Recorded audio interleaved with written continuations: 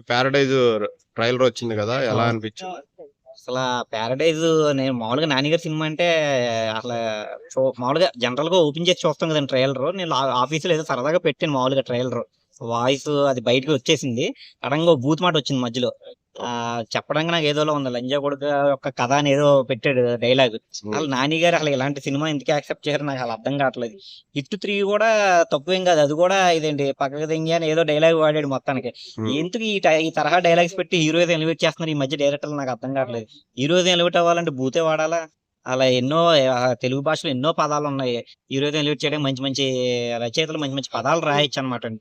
బూతు వాడేసి heroism elevate చేసేద్దాం అని అనుకున్నదే అదో మూర్ఖత్వం అనమాటండి. అదే అదొక బ్యాడ్ హ్యాబిట్ అలవాటు చేస్తున్నారు ఈ రచయితలందరూ ఇప్పుడు అప్‌కమింగ్ రచయితలకు కూడా. రేపొద్దున్న ఆయనకే హీరో 'నాని' గారికి 8 ఏళ్ల కొడుకున్నాడు. అది రేపొద్దున ట్రైలర్ చూసినప్పుడు ఏమని చెప్తాడు? లంజా కొడుకు అర్థమని అడిగితే ఏం చెప్తాడు ఆళ్ళ అబ్బాయికి? ఇప్పుడు అవును. ఈ డైరెక్టర్ రేపొద్దున 'చిరంజీవి' గారితో సినిమా తీస్తాడంట. మరి ఎలాంటి సినిమాలు తీస్తాడు మరి? అందులో ఏం పెడతాడు? లంజా కొడుకు బదులు లంబడి కొడుకు అని పెడతాడా? మరి ఏంటంటే ఇప్పుడే దీనికి మనం సరైన సమాధానం ఇవ్వకపోతే మొన్న 'లైలా' సినిమా అప్పుడు కూడా ఇదేంటి వల్గారిటీ ఎక్కువైందని చెప్పి ప్రజలందరూ దాన్ని తిరస్కరిస్తే హీరోకి 3 రోజులకి రిలీజ్ అయ్యి ఇన్‌స్టాగ్రామ్‌లో పోస్ట్ పెట్టాడు. ఇంకెప్పుడు ఇలాగ శృతి మించిన సినిమాలు చేయనని చెప్పి. ఓకే.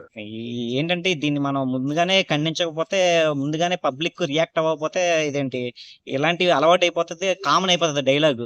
ప్రతి సినిమాలోను ఈ డైలాగ్స్ పెట్టేయడమును అదొక అలవాటు కింద మారిపోతదనమాట. దానివల్ల పిల్లలందరూ చెడిపోతారు. మీరనొచ్చు పిల్లలెక్కడ చెడిపోతారండి సినిమాలు చూసని మీరనొచ్చు. మొన్న 'పుష్ప' సినిమా వచ్చింది. దమ్ముంటే పట్టుకోరా షెకావత్తు ఇదేంటి పట్టుకొని వదిలేసారా సిండికేట్ అనేది పెద్ద రైమ్‌లన్నీ ఎచ్చేసుకున్నారు పిల్లలు. హ్మ్. స్కూల్‌లో చెప్పిన పాటలు కూడా అంత గమ్మున రావేమో ఆళ్ళకి. ఆ రైమ్స్ అయితే వచ్చేసినియి. రేపొద్దున ఈ లంజగొడి పదం నేర్చుకుంటారు. ఎక్కడ పడితే అక్కడ వాడేస్తారు ఆ లంజగొడి పదం. ఓకే. ఆళ్ళని అలా అలా ఆ క్యారెక్టర్ పేరే ఏంటో అదెందుకు పెట్టారో నాకు అర్థం కావట్లేదు. రేపొద్దున్న ఆహ్, ఏదన్నా ఈవెంట్‌లో గాని, ఏదన్నా గాని 'నాని' గారిని పొగడాలంటే పొరపాటున సినిమా హిట్ అయితే పొగడాల్సొచ్చిందనుకో ఆవిడ ఏం చెప్తారు? లంజా కొడుకుగా చేశారండి అని చెప్పి చెప్తారా ఏంటి? అది వదిలేస్తే మిగిలిన ఓవరాల్ లుక్స్ గాని, బ్యాక్‌గ్రౌండ్ ఇవన్ ఓవరాల్ ఎప్పుడెళ్తామండి? టెక్నికల్‌గా ఎప్పుడెళ్తాం మనం?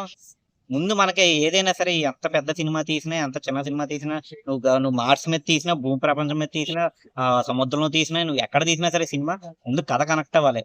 కథకి వాడిన మాటలు కనెక్ట్ అవ్వాలి. ఆ తర్వాత టెక్నికల్‌గా ఎళ్తాం మనం.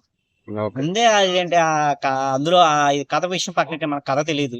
అందులో ట్రైలర్ చూపించిన దాంట్లో మాటలే మనకు ముందు అర్థమవుతది. ఆ మాటలోనే లంజా కొడుకు అని పదం వస్తే తర్వాత టెక్నికల్ వాల్యూస్ గురించి మనం అడగొచ్చు. మనం చెప్పొచ్చు మనం. ఓకే.